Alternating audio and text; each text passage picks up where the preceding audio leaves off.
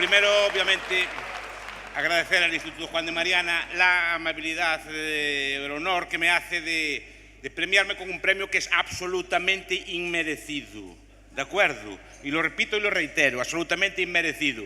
Pero quiero agradecerlo, bueno, por la amabilidad que tienen en pensar en mí, no sé por qué lo hacen, será porque llevo muchos años escribiéndoles cosas allí o una cosa así, pues no acabo de entender aún la lógica, habiendo gente mucho mejor que yo en este mundo para estas cosas. Pero bueno, no puedo decir que no, ¿vale?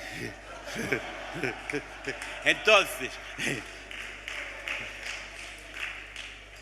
cavilando, dije, a ver, ¿y por qué me dan a mí esta gente tan fina?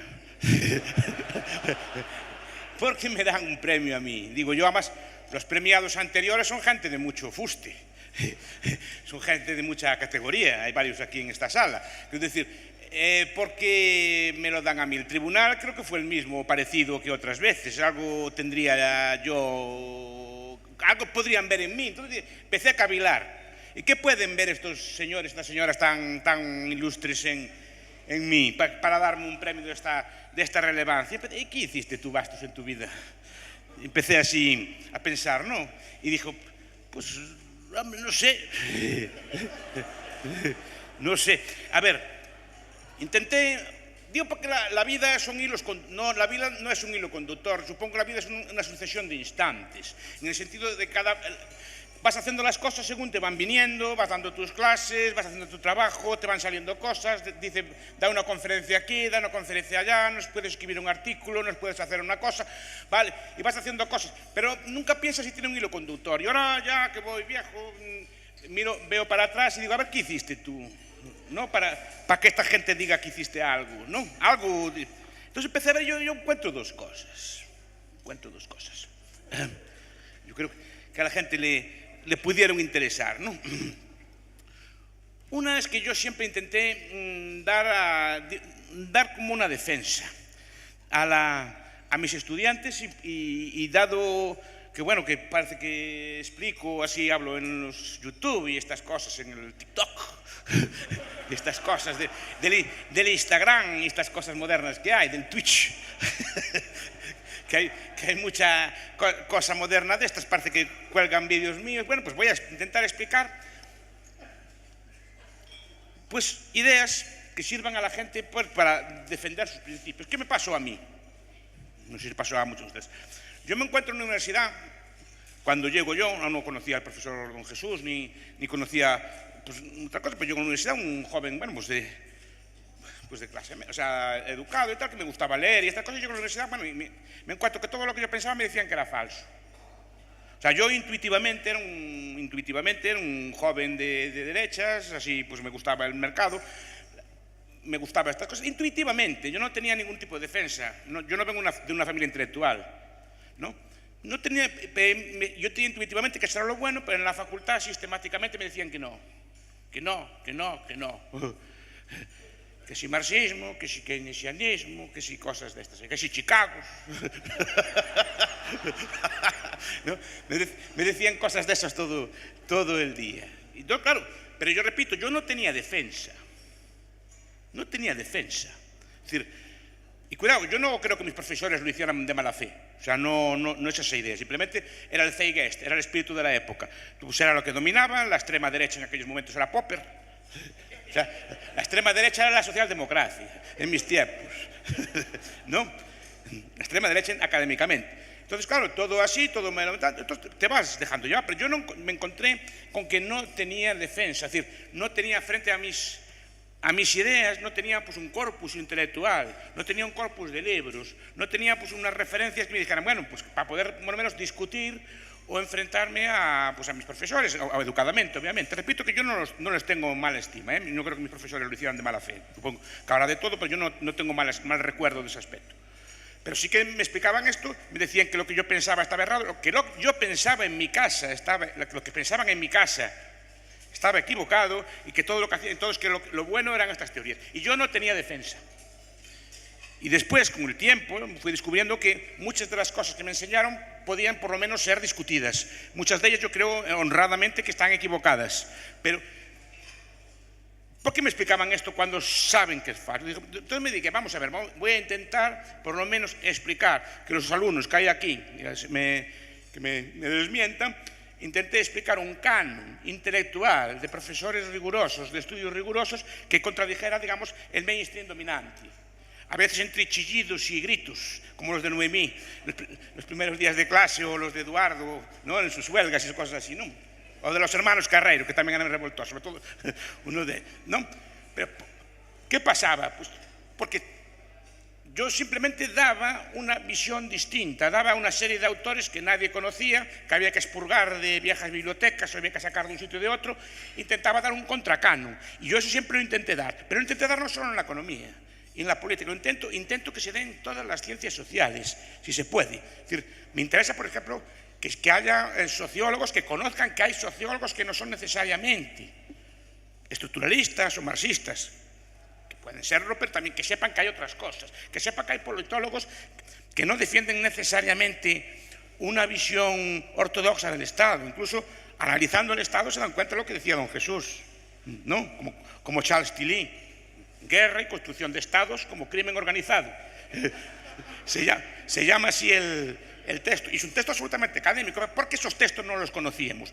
Cuidado, pueden estar a favor, pueden estar en contra, pero ¿por qué no se conoce esa literatura, que es absolutamente de autores académicos serios? En las ciencias sociales, en la economía, en la política, en la literatura, como se está haciendo, en la historia, hacen falta historiadores, y cada vez más. Quien controla la historia controla el relato, y no tenemos relato ninguno. A ver, nosotros...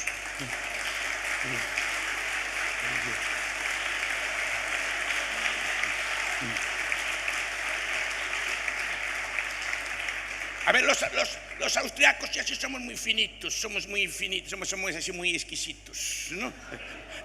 Nos gusta andar así mucho con el dinero y estas cosas todas así, ¿no?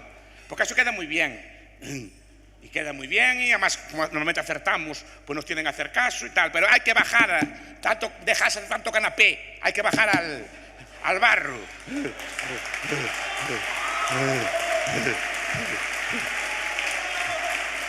¿Y por qué lo digo? Porque simplemente hay que estudiar, por ejemplo, historia, hay que estudiar las partes, digamos, menos atractivas de la economía, por ejemplo, desde la escala, la economía industrial, como estudió Óscar, o otro tipo de cosas. Estudiar, por ejemplo, las políticas sociales. ¿Qué pasa? Eso no da caché ni en un sitio ni en el otro. Ni en un sitio ni en el otro. Normalmente nosotros, que somos así muy finitos, somos de la teoría de la liquidez. Y andamos a discutir de cosas de ese estilo. No es una crítica, no es una crítica. Digo, estamos con cosas finas, así, debatiendo así la Fullerton y las letras reales. Andamos con cosas muy exquisitas, pero ¿quién explica? ¿Quién estudia el estado de bienestar de los nuestros? En serio, ¿no? ¿Quién se pelea así con cosas de desigualdad, cosas por el estilo? Que repito, que no rinden ni en un lado ni en el otro. A nosotros no los apreciamos y los otros tampoco. Pero claro, son necesarios, es necesario un estudio histórico. Y yo digo, historiadores, está todo sin escribir, no revisar. Bueno, toda historia buena es revisión, en el sentido de que se abandona la historia antigua y se recupera por un paradigma mejor, pero está todo por estudiar. Está por estudiar en literatura, está por estudiar en antropología. La antropología a lo mejor es la más interesante. Y también, sí, la antropología es interesante, como sabe Belinda. ¿Y por qué es interesante? La antropología nos enseña de cómo funcionan los pueblos sin Estado. Pero no se enseña. Por eso hay tantos anarquistas allí, porque dicen, mira, nuestros pueblos llevan 25.000 años existiendo. Y funcionan. Vale. Se trata de ver qué se puede aprovechar. No digo devolver a esas cosas, pero digo, ¿qué se puede aprovechar? ¿Cómo hacía esta gente la justicia? ¿Cómo hace esta gente para atender a sus enfermos? ¿Cómo hace esta gente para atender a los más necesitados? ¿No podemos aprender de ahí? Entonces mi idea siempre fue, por eso de conferencias, cada año daba una, sobre alguna ciencia social y qué autores podíamos, digamos, usar como canon, o qué autores podíamos empezar a investigar en ellos, en todas estas ramas de las ciencias sociales. Yo creo que se podría hacer en la ciencia también. Eso le corresponde a Paco Capella hacerlo. Pero en las ciencias también se podría hacer. ¿En qué medida se puede discutir esto? Es decir, yo en lo que poco que sé yo de ciencias sociales me interesaba dar como un contradiscurso, simplemente explicar. Repito, son cosas que a lo mejor no son muy rentables o no dan mucho mérito, no dan mucho lustre, pero alguien tiene que ponerse a explicar esto, ¿no? Que hay tradiciones sociológicas distintas, que hay libros de literatura, aquí están expertos en el Quijote, pero hay más libros que el Quijote en ese tipo de cosas. Se puede buscar un contracanon como está haciendo Paul Cantor, por ejemplo, en Estados Unidos y otros autores. Se puede hacer en la tecnología, se puede hacer en otro tipo de ámbitos, ¿no? Y eso es lo que me interesa a mí. Entonces, por eso, por un lado, yo siempre quise hacer eso. ¿Por qué? Para dar una defensa. Y después, para también dar una visión distinta. ¿En qué sentido? También una cosa que me llamaba la atención. Cuando uno leía los libros de texto. No, cuidado, que repito que yo no pienso que los académicos sean necesariamente malos. O sea, alguno puede ser que sí, pero no sean necesariamente malos.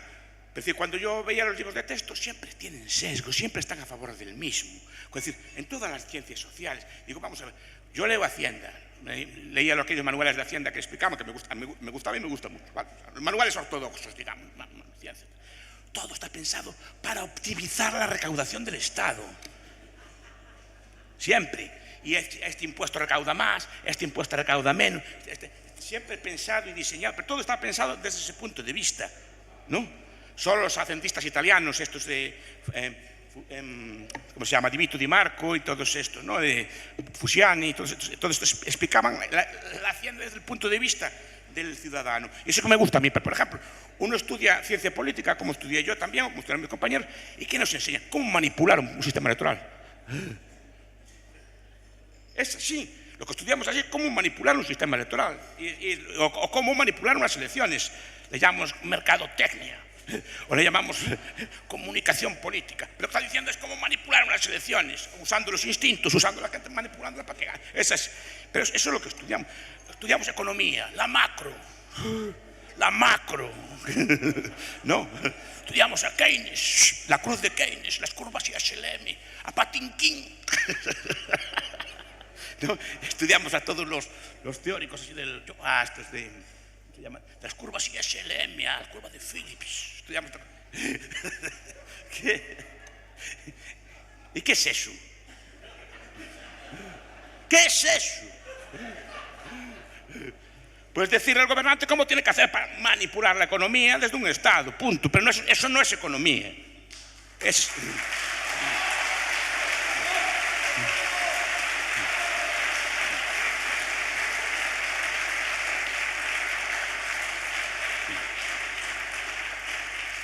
Supongo que se puede hacer de otra forma, que supongo que habrá otras visiones de esto, pero las que yo estudiaran así, que me decían, no, es así, se sube la curva, una curva cruza con la otra, una narcisa con una ordenada y no sé qué, una curva de HLM, y allí cruzaba y allí salía, se volatilizaba el paro. ¿No? Pero eso son herramientas de control. Entonces digo, vamos a ver, no hay otra visión de la economía, no hay otra visión de la política, no se puede explicar de otra cosa. Cuidado, que no estoy negando la competencia de mis colegas, aquí tampoco estamos aquí a insultar a nadie. Simplemente digo, no hay otra visión, y sobre todo, ¿por qué normalmente no se enseña la otra visión? ¿No? Porque digamos, casi todos los estudios, por lo menos lo que conozco yo de ciencias sociales, están orientados en la misma postura, ¿no? Y eso es lo que me gustaba a mí, por lo menos dar una visión distinta, una contravisión y explicar todo eso. Entonces, esa yo creo que fue mi labor a lo largo de estos años, explicar todas estas cosas, intentar, a lo mejor no soy capaz, cuidado que yo no, repito que no, soy bastante zoquete, entonces no soy, pues puedo tener equivocaciones, puedo tener errores, pero intento yo por lo menos desde mi experiencia intentar explicar visiones distintas, incluso creo que es sano, es decir, no lo veo necesariamente malo, siempre con respeto. A Óscar le gustaban estas cosas del buen tratas. Voy a ver si hago una conferencia pronto sobre la buena educación y el anarquismo. Ahora estoy cavilando. Pero esto es así, es decir, se puede hacer todas estas cosas sin insultar a los compañeros, sin insultar a los alumnos, por el estilo. Simplemente, miren, señores, hay estos libros, que es lo que hacía con ustedes. Yo intento no obligar esos libros, yo creo que no los obligaba, pero intento dar, mira, hay otras cosas. Vosotros ver y comparar, pero por lo menos comparar. Yo Recuerdo que pasé toda la carrera, yo a Hayek no lo estudié en toda la carrera, por ejemplo, ni siquiera criticando. Ya no hablar de autores más extraños, ¿no? Que era un premio Nobel, cuando yo estudiaba, no lo estudié, porque ni siquiera me citaron el nombre, ni siquiera lo criticaron, no existía. Digo Hayek por decir el más célebre y no andar con cosas, ni Buchanan, ni nada así. Buchanan aún algo así, pero vale. Entonces lo primero que eso es lo que quise hacer, pues supongo que por eso. Y después quise recuperar ideas viejas, quise recuperar los valores que nos hacen triunfar. Antes me decían capitalismo, ahorro y trabajo duro. ¿Pero por qué lo digo? ¿Por qué lo digo? Porque a mí me gusta ver por qué más o menos. Yo recuerdo, lo contaban mis abuelos de lo que era el hambre antes en Galicia, de la miseria que se pasaba, cómo era la Galicia de antes. Vi fotos, vi por lo que contaban cómo que se pasaba, que había hambre. Hambre en los años 40. En los años 40 en España moría la gente de hambre, documentado en la prensa, ¿no? ¿Y por qué pasó esto? ¿Por qué ahora no nos olvidamos de eso? ¿Por qué ahora estamos aquí tomando estas cosas así? Salmorejo, ¿no? ¿Por qué abunda? Y tomamos cañitas. ¿Por qué abunda eso? ¿Por qué hubo ese cambio en estos años? ¿Qué es lo que explica esto? ¿Qué es lo que hicieron nuestros abuelos y que nosotros no estamos haciendo? ¿No? Y lo que intento yo es recuperar esos viejos valores. Primero, por ejemplo, la propiedad privada. La propiedad privada.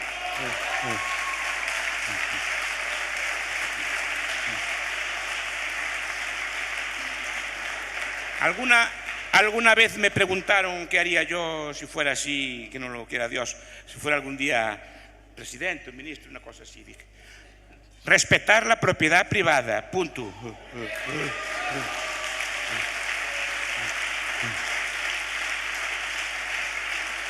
Y eso quiere decir que la propiedad privada no está sometida a ningún fin social.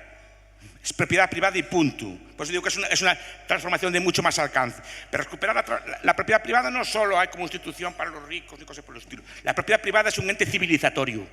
Es una cosa de importancia fundamental. En el sentido de que no solo es una cosa que para tener cosas y así, no. Es un elemento de civilización. Es un elemento que trae paz, trae orden, arraiga a la gente y que permite que las personas se estabilicen y lleven vidas sensatas y ordenadas y que piensen a largo plazo. Para mí la propiedad no es solo propiedad, no es una cosa solo utilitaria, hay que crear riqueza, no, es una cuestión de civilización y de vivir bien. Ahora digo porque ahora no solo se ataca por los estados. Los estados atacan, por ejemplo, con estas cosas de la función social de la propiedad, por ejemplo, todas las regulaciones. Ustedes ahora tienen una casa, su casa no es suya. En el sentido que a lo mejor la tienen, es una especie, hombre, con todos los matices, de usufructo, que el Estado se la puede expropiar cuando quiere, simplemente justificando con un uso social, y el justiprecio lo ponen ellos. Y porque no solo es eso, es que le pueden regular su uso, le pueden regular las alturas que tiene, incluso el color que tiene que pintarla, ¿no? Cómo tiene que usarla o no usarla, si puede alquilarla o no alquilarla. Pero es que no solo no solo, digamos, son las intervenciones, digamos, del gobierno, es la propia cultura la que ataca todo esto. Leía a Ropke el otro día, la crisis social, no, más allá de la oferta y la demanda, que es un libro ultraconservador que recomiendo mucho. No, Conservador es un libro que a mí me encanta. Cuando habla de la propiedad, se refiere no solo al aspecto de la propiedad, sino a la idea de tener una vida estable, de tener algo que es tuyo, aunque sea poquita cosa. Digo, porque ahora estamos con estas modas del car sharing, ¿no? Estamos con el car sharing, estas cosas todas así, de compartir coches y todo, la uberización, ¿no? Somos muy modernos. Pero cuidado, que sí, sé que tiene ventajas, no voy a criticar y sé que es una cosa de mercado y así, pero cuidado, no todo lo que hace el mercado es bueno para la propiedad. O sea, no todo lo que queremos o demandamos necesariamente es bueno para la propiedad. Puede ser incluso autosubversivo. ¿En qué sentido? Claro, Si nos acostumbramos a no tener nada, a tener todo alquilado, a tener todo así, no generamos sentimientos a largo plazo de arraigo, no generamos sentimientos a largo plazo de preferencia temporal. Siempre estamos viviendo como a salto de mata, siempre estamos viviendo a expensas de otros. Sí, de acuerdo, lo ideal puede ser vivir de alquiler, incluso financieramente lo ideal puede ser vivir de alquiler, pero está siempre a expensas de que otro te largue de la casa, que te desarraigue de donde vives tú, que te quite de donde estás viviendo tú. No tienes nada por lo que luchar, no tienes nada que es tuyo. Y el coche lo mismo. El coche, por ejemplo, el coche hay que compartirlo. Vamos a ver, mi coche, yo tengo un coche diésel viejo y lo quiero mucho. Ese coche llevó a muchos austriacos dentro. Muchos.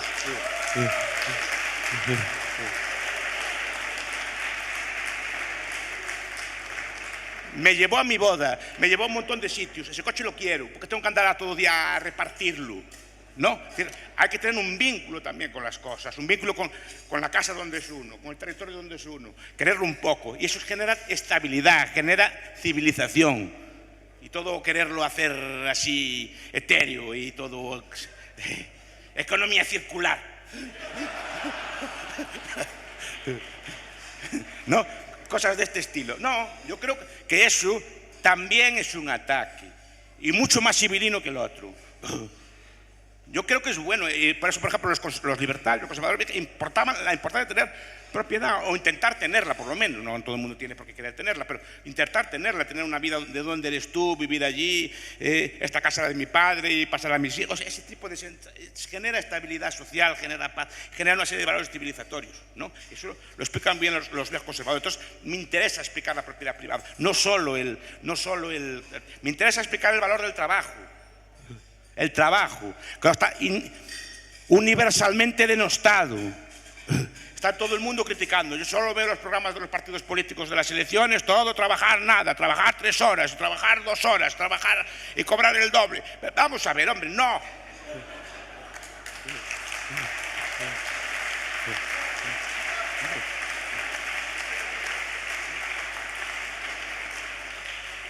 Pues era un reaccionario. Esto me ataca mucho, pero me gusta valorizar el trabajo. Caray, que tiene de malo que es una persona sea trabajadora, que tiene de malo hacer cosas, que tiene de malo hacer por tus hijos o por tu familia, que tiene de malo que está todo el día que hay que reducir, parece que es una esclavitud, las plagas de Egipto. En cambio, cuando no lo hay se quejan también. ¿No? Pues, ¿qué tiene de malo el trabajo? ¿Qué tiene de malo hacer las cosas bien? O querer hacerlas bien, o ser aplicado. ¿Qué es mejor estar todo el día en una discoteca? Podemos estar 24 horas de marcha o de botellón. Eso no es tal. Ahora, si estamos 8 horas, es un abuso. 8 horas trabajando es un abuso.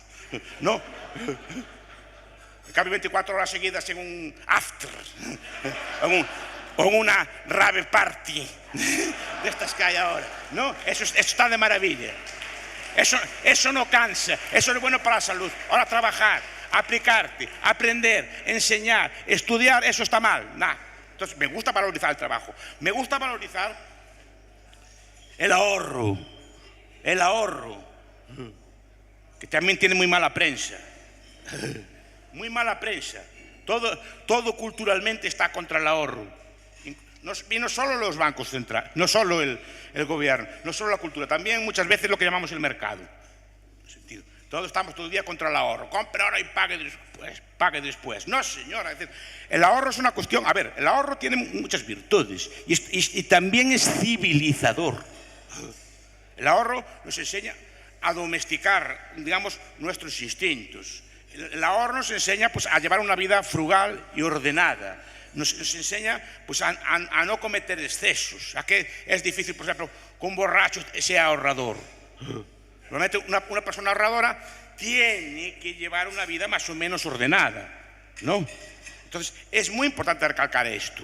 Es decir, tener en cuenta que el ahorro, aparte de que genera inversión, genera capitalización, genera prosperidad, aunque no lo genera, solo el mero hecho de hacerlo, lleva mejores costumbres. Y esos valores eran los que teníamos antes. ¿Por qué los perdimos? ¿Quién nos los hizo perder? Es que es una lucha cultural, porque en un momento se perdió. A mí no me educaron así. A muchos de ustedes, sobre todo los más mayores, no los educaron así. ¿Por qué ahora la juventud sale así? Vamos de vacaciones a crédito.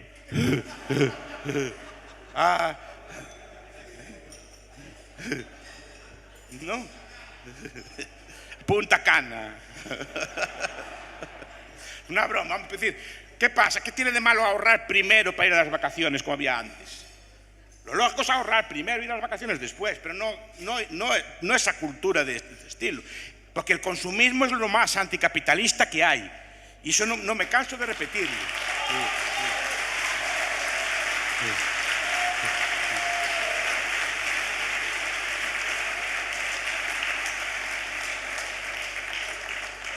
Y por último, el capitalismo.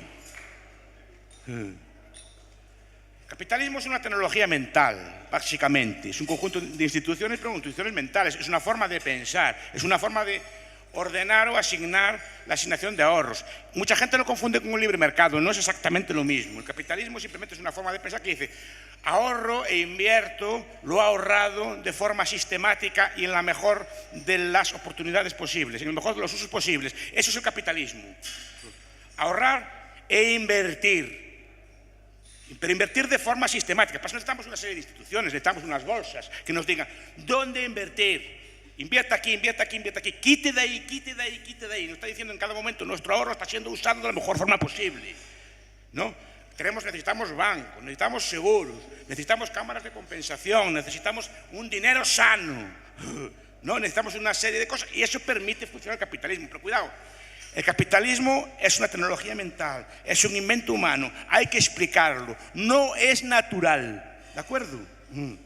Hay que explicarlo, hay que insistir en él y seguir explicándolo día tras día, porque repito, lo normal es que cuando se pierde la tensión, por ejemplo, que llevó a nuestros abuelos a ahorrar, las nuevas generaciones piensen que la riqueza es como el maná, que cae del cielo y que Galicia y España siempre fueron así de ricas que fueron ahora, ¿no? Que nunca hubo nada, como digo siempre, que la España de antes o la Galicia de antes es como la de ahora pero con 3G.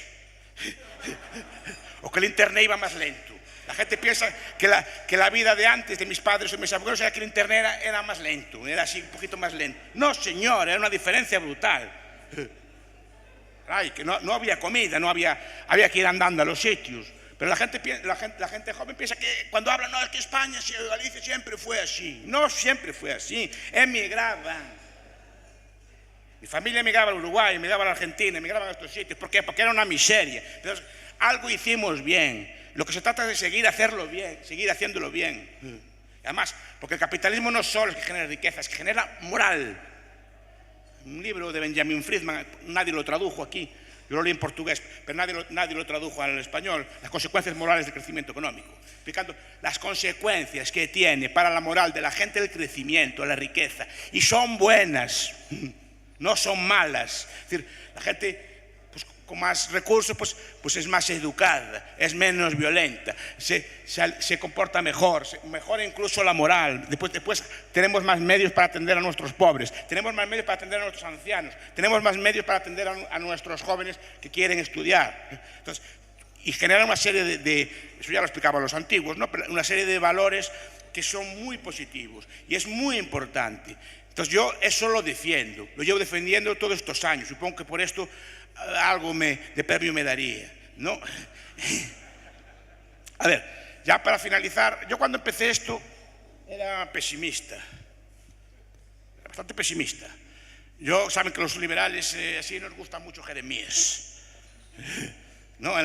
El profeta Jeremías Isaías, nos gusta mucho porque Jeremías, Dios nuestro Señor lo mandó a predicar. Le dijo: Jeremías, sal ahí fuera y predícales a esta gente la buena palabra de Dios y adviérteles de sus pecados. Vale, pero que sepas una cosa, no te van a hacer ningún caso. Así les dijo Dios a Jeremías. Entonces es cuando Jeremías escribe el famoso lamento de Jeremías y estos libros así todos tan célebres que están en la Biblia, ¿no? Y efectivamente yo como Jeremías pensaba que iba a hablar, era mi deber hablar, pero a 2 o 3 personas que me harían caso, sí, cuando empecé, y que esto no iría más allá, hablar para el remanente, como llamaba Jeremías, para 3 o 4 personas, para que no se apagara la llama de la fe, digamos, para que se fuera a través del tiempo perpetuando la palabra, pero saber que no nos iban a hacer ningún caso. Y ahora son optimistas. Repito, cuando empecé éramos pocos. Después esto fue creciendo. Creo que el Juan de Mariana hizo muchísimo. Pues el internet, aquellas peleas que tenía con el señor Herrera en internet, estas cosas que son muy interesantes, pues fueron creciendo. Y mira, ahora veo una sala llena, es decir, pero no solo esto, no ves una sala llena, que una sala llena así de liberales, pues más o menos, pues puede juntarse, ¿no? Es que veo en España, por ejemplo, que desde los medios de comunicación se combate la subida del salario mínimo, cosa que yo nunca había pensado. Por ejemplo, yo siempre, estas luchas del salario mínimo y así siempre las explicaba en clase, obviamente nadie me hacía caso. Pero es que ahora veo, 20 años después, que en la prensa de masas, en las radios de masas, hay exposiciones argumentadas contra el salario mínimo. Yo esto nunca lo había visto. Veo que en Madrid se puede hacer una campaña liberal y que vende. Yo nunca lo había pensado, nunca lo había creído. Pues puede ser que tengas un señor que sea una señora que son liberales, que van así más o menos de tapadillo y hacen 4 políticas, pero no usarlo de argumento de campaña. Pero es que lo usan de argumento de campaña y con éxito. Eso nunca lo había visto.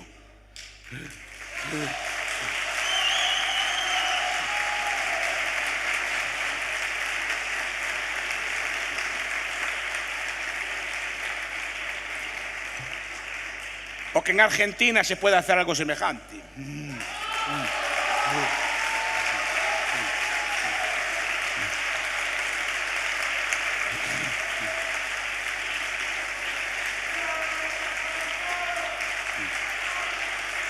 No pasa. Es que no me lo creo, no me lo creía, pero ahora lo veo. Lo veo que hay liberales, que hay foros de internet, que hay como una masa. Entonces, en ese aspecto, no, yo obviamente. Juan de Mariana, sus miembros, que amablemente me invitan, pero creo que han hecho mucho y extendieron mucho esta idea. Esto creo que eso sí que es lo que merece premio, no por mí, sino por Juan de Mariana, al cual agradezco el premio honradamente. No, repito que no quiero merecerlo, pero lo agradezco honradamente, como se lo agradezco a mi universidad, que es la Universidad de Santiago de Compostela, con todos los defectos que tenga. Creo que es honrado decir que siempre me trató bien. Siempre me trató bien, siempre me respetó, nunca tuve ningún problema y es honrado decirlo. Me compré los libros que necesitaba, siempre me trataron bien, creo que hay que decirlo, no podemos estar todo el día así también criticando. Y por supuesto la Universidad Francisco Marroquín, que es como mi segunda casa, en la que fui y soy feliz y que me invitan muy amablemente y que contribuye a difundir estas cosas. Por supuesto todos ustedes, yo poco hice, esto fue lo poquito que pretendía hacer en mi vida y espero hacerlo unos cuantos años más, pero espero que haya gente mejor que yo para hacerlo. Muchas gracias y muy amable.